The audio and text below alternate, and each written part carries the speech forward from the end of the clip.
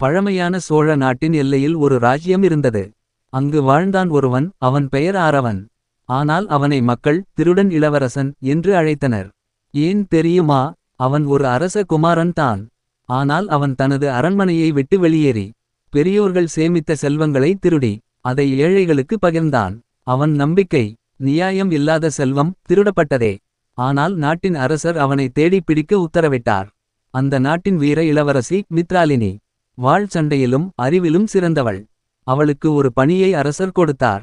அந்த திருடன் இளவரசனை பிடித்து கொண்டு வா. மித்ராலினி அவனை பிடிக்க முயன்றாள். ஆனால் ஒவ்வொரு முறையும் ஆரவன் அவளை ஏமாற்றி தப்பித்தான். ஒரு இரவு நிலவொளியில் அவள் அவனை நேரில் சந்தித்தாள். நீ திருடன் என்று அவள் கோபமாகச் சொன்னாள். ஆரவன் சிரித்தான். நான் திருடன் இல்லை, நான் நீதியை தேடுகிறவன். மித்ராலினி அவனை இரகசியமாக தொடர்ந்து பார்த்தாள். அவன் திருடிய தங்கம் அவன் தனக்காக வைத்துக்கொள்ளவில்லை. பசியால் தவிக்கும் குழந்தைகளுக்கு உணவு வாங்கினான். வீடு இல்லாதவர்களுக்கு குடிசை கட்டினான். அவள் மனதில் குழப்பம் ஏற்பட்டது. அவன் தவறானவனா? இல்லை, உலகம் தான் தவறா? அவள் மெதுவாக அவனை புரிந்து கொள்ளத் தொடங்கினாள். அது காதலாக மாறியது.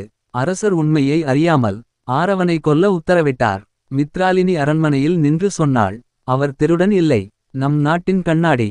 அவள் தந்தையின் எதிராக நின்றாள். ஆரவன் சொன்னான், நான் உன்னை விட்டு ஓட மாட்டேன். நான் உண்மைக்காக நிற்பேன். மக்கள் உண்மையை உணர்ந்தனர். அரசர் தனது தவறை ஒப்புக்கொண்டார். ஆரவன் மற்றும் மித்ராலினி இருவரும் சேர்ந்து நாட்டை ஆட்சி செய்தனர். அவர்கள் சட்டம் ஒன்று மட்டும், செல்வம் எல்லோருக்கும், நீதியே முதல் அரசன்.